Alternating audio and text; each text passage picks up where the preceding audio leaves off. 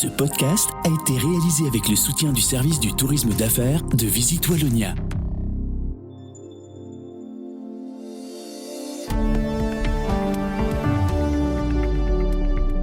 Bienvenue dans Z sur 7, votre podcast d'actualité économique quotidien. Nous sommes aujourd'hui le 11 février. Votre podcast aujourd'hui est écrit par Léo Rochet et animé par Anne Marchand. Bonjour à tous et à toutes. Aujourd'hui, à la une de votre épisode, Guillaume Boutin quitte Proximus et laisse l'opérateur avec plusieurs projets inachevés et un nouveau concurrent. Quand tu es le leader, s'il y a un quatrième joueur qui arrive, c'est clair que pour tout le monde, c'est pas positif. Le fisc a présenté les nouvelles mesures qui vont entrer en vigueur, dont une nouvelle régulation sur les capitaux non déclarés. Il y a beaucoup de contribuables qui l'attendaient avec impatience. Restez à l'écoute de Z sur 7 pour votre plein d'analyses sur le monde économique.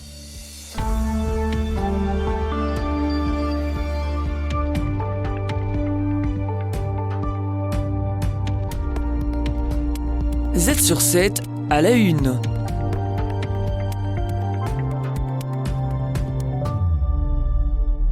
Guillaume Boutin quitte Proximus, laissant derrière lui plusieurs projets inaboutis, à l'image des milliards investis dans la fibre optique et la collaboration avec Telenet qui, comme l'explique Chris Keepers, co-responsable de la recherche sur les actions chez Degroof Petercam, doit encore être conclue. En Belgique, le régulateur a seulement donné en 2023 l'accord pour effectivement des collaborations entre les joueurs telco. Depuis ce moment-là, ils ont fait des négociations et ces négociations ont effectivement sorti un accord provisoire en septembre 2024 entre Telenet dans le Nord et Proximus pour la Belgique. Et en fait, on attend effectivement l'accord final parce que c'est le régulateur et les autorités de concurrence qui doivent l'approuver. Autre incertitude, les synergies attendues entre BIGS, Télédesign aux États-Unis et Route Mobile en Inde, avec des économies d'échelle qui restent encore à concrétiser. Reste aussi à voir si Digi, le nouvel opérateur en Belgique, pourra réellement bousculer la position de leader de Proximus. Chris Keepers toujours. Quand tu es le leader, surtout dans le sud et le centre, mais le deuxième grand joueur dans le nord, s'il y a un quatrième joueur qui arrive, c'est clair que pour tout le monde, c'est pas positif. Surtout pour la Belgique, qui est un pays de 11 millions d'habitants, tandis que par exemple en Hollande, on voit que 3 joueurs actuellement. Donc c'est clair que tout le monde va réagir là-dessus, mais ça dépend comment ils vont le faire et combien le part de marché va finalement être pour ces quatrième joueurs. Le conseil d'administration va partir à la chasse au nouveau CEO, même si Guillaume Boutin garde son poste jusqu'à la mi-mai. Le MR et la NVA ont déjà demandé de rejoindre les discussions, comme l'évoque Chris Keepers. Le conseil d'administration doit se renouveler parce que c'est clair que le président actuel, c'est la fin de son mandat et c'est déjà clair que la NVA a demandé de prendre ce mandat-là. Mais deuxièmement, avec la SFPI, qui est effectivement l'actionnaire majoritaire de Proximus, c'est probablement aussi eux qui vont mettre leurs gens dans le conseil d'administration dans le futur. Les syndicats regrettent la fin du mandat de Guillaume Boutin, apprécié pour son accessibilité. Les représentants craignent des ventes de participation venant de l'État, alors que le personnel espère le retour de la stabilité chez l'opérateur.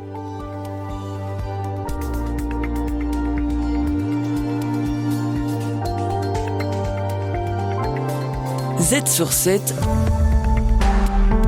à la une.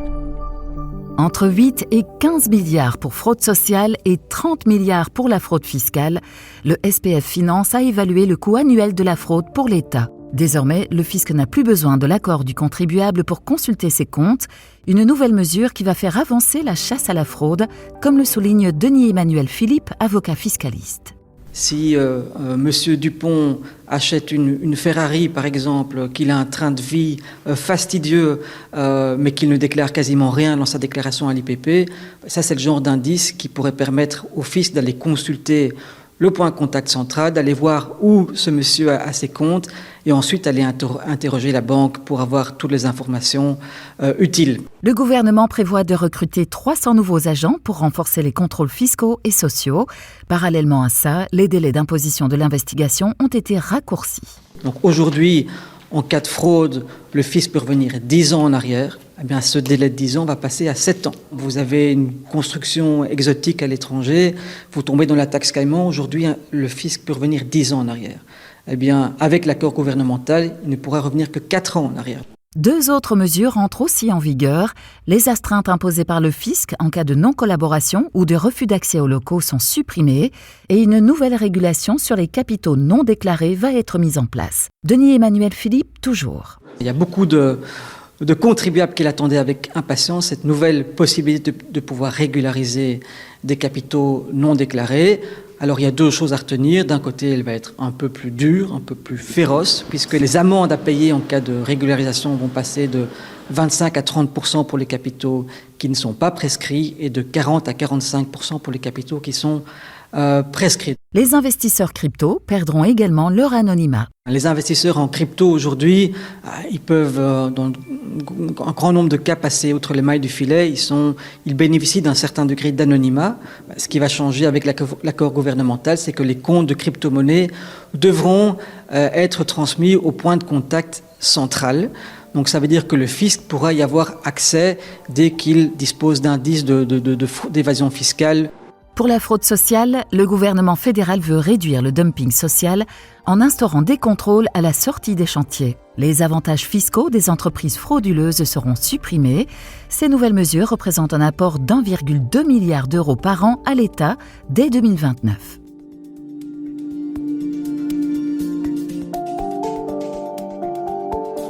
Z sur 7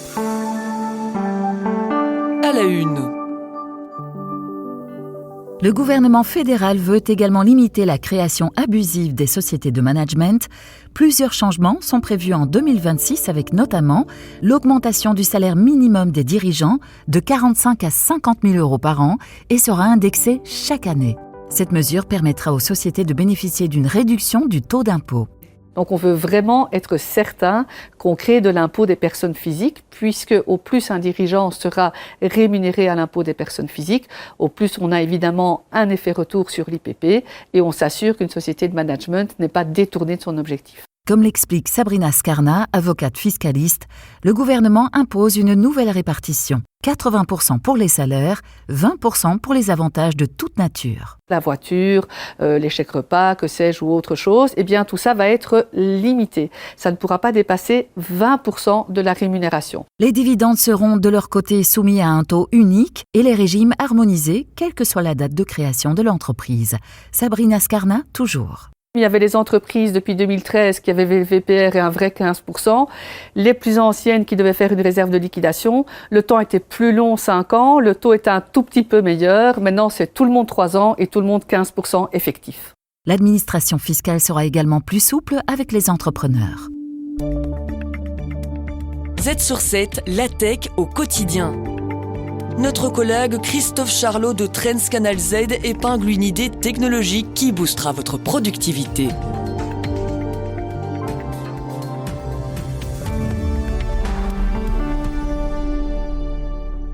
L'IA va-t-elle remplacer les consultants ? Le monde de l'intelligence artificielle bouge à une vitesse extrêmement rapide et on a parfois bien du mal à percevoir l'impact de l'IA sur le monde du travail. Aujourd'hui, avec Christophe Charlot, on parle de Deep Search, le nouveau modèle d'OpenAI qui pourrait chambouler les métiers du conseil. Pour commencer, Deep Search, qu'est-ce que c'est et en quoi est-ce révolutionnaire ?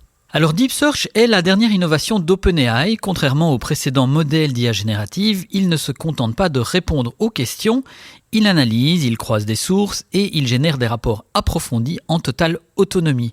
Donc un exemple qui a circulé sur les réseaux sociaux, c'était, on lui avait posé la question de l'avenir du conseil en 2030.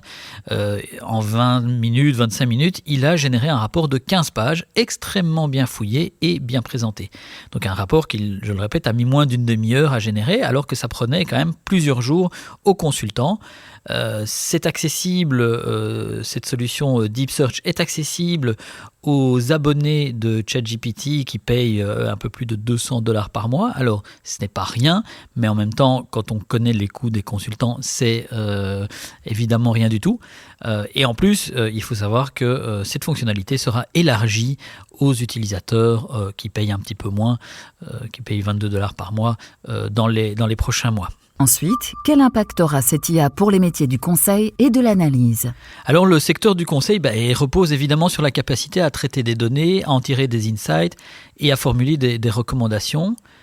Ici, avec Deep Search, certaines missions classiques, comme la rédaction de rapports ou l'analyse de marché, risquent d'être automatisées. Michel Lévy-Provençal, qui est expert en intelligence artificielle, parle même d'un très gros problème pour ces métiers. Pour terminer, est-ce qu'on assiste à la fin des consultants ? Alors évidemment, OpenAI ne présente pas Deep Search comme un substitut aux consultants, mais plutôt comme un outil d'aide à la décision. Et cependant, c'est vrai qu'en proposant un modèle capable d'effectuer des analyses stratégiques ultra rapides, l'entreprise brouille un petit peu la frontière entre l'assistant numérique et l'expert. Ça va obliger forcément les cabinets de conseil, mais c'est déjà le cas, à repenser leur valeur ajoutée. L'IA, c'est vrai, peut produire des rapports, mais bon, elle ne remplace pas encore tout à fait l'expertise humaine qui peut intervenir pour vérifier, pour interpréter, pour contextualiser ces résultats et puis pour les mettre en application. Donc à terme, les consultants, comme pas mal d'autres métiers, vont devoir intégrer l'intelligence artificielle à leur travail. Et l'évolution, elle sera rapide et c'est ceux, évidemment, qui sauront tirer profit de ces outils qui auront une longueur d'avance. Les meilleurs experts boursiers vous proposent des analyses des marchés internationaux, des conseils avisés et les dernières tendances économiques. Z sur 7, expert boursier. Pour terminer cet épisode, Éric Joly donne son analyse sur les agences de notation, alors que l'agence Fitch a réaffirmé la solvabilité de la dette publique de notre pays, qui maintient la note à A-. Il ne faut pas sous-estimer l'impact potentiel d'un abaissement d'une notation, qu'il s'agisse d'une dette souveraine ou d'une dette d'une société, parce qu'à ce moment-là, vous allez évidemment devoir payer plus d'intérêts. Donc le fait que l'on ait finalement un gouvernement dans ce pays, ça a certainement contribué à la conservation de cette note. Maintenant, reste à savoir comment ça va évoluer dans le temps. Les agences de notation, il y en a dans plusieurs pays et parfois, leurs résultats diffèrent d'un pays à l'autre. Aux États-Unis, donc, vous avez Fitch, il y a aussi Standard & Poor's, Moody's. D'ailleurs, S&P a accordé une note AA à notre pays. L'autre agence d'annotation AA3. Mais à côté de ces agences d'annotation américaines, il y en a aussi, par exemple, en Inde. Il y en a 7, vous en avez 3 en Chine. Et forcément, toutes ces agences ne sont pas nécessairement d'accord. Je prendrai comme exemple le constat que les 3 agences d'annotation chinoises ont dès le début accordé la note la plus élevée à la dette chinoise et les Américains n'étaient pas d'accord. Ces agences ont une certaine influence sur les marchés, comme l'explique Éric Joly. Je me suis permis de vous amener un petit exemple. Il faut retourner quelques années en arrière. L'État belge avait des difficultés à se financer. Pourquoi ? Parce que là aussi, on avait déjà des problèmes pour pouvoir former un gouvernement. À un certain moment, on constate que S&P abaisse la notation de notre pays. Résultat des courses, on passe à un niveau de 5,85. Heureusement, à ce moment-là, Yves Le Terme a décidé de lancer le bon terme avec un avantage fiscal pour les Belges. Et donc, il a su convaincre les marchés que la dette, elle pouvait être résorbée par les Belges. Et puis, le calme est revenu. Mais pour vous signaler, pour vous dire que ça a quand même un impact si les agences d'annotation changent le fusil d'épaule. Et voilà, maintenant vous êtes bien au courant. N'oubliez pas de vous abonner à la chaîne de Z sur 7 pour ne pas manquer un seul de nos épisodes. Et le programme de demain, Anne ? Demain, Peter de Keyser reviendra sur les droits de douane imposés par Trump et leur évolution. Vous retrouverez également vos analyses quotidiennes sur le monde économique.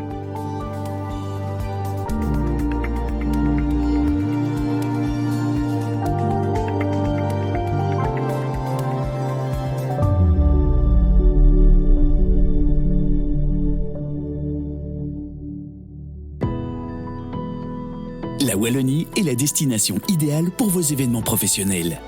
Infrastructures de qualité, cadres inspirants et services personnalisés, séminaires, conférences ou congrès, mais également des idées pour vos team building. Profitez d'un environnement accessible, moderne et naturel. Rendez-vous sur visitewallonia.be.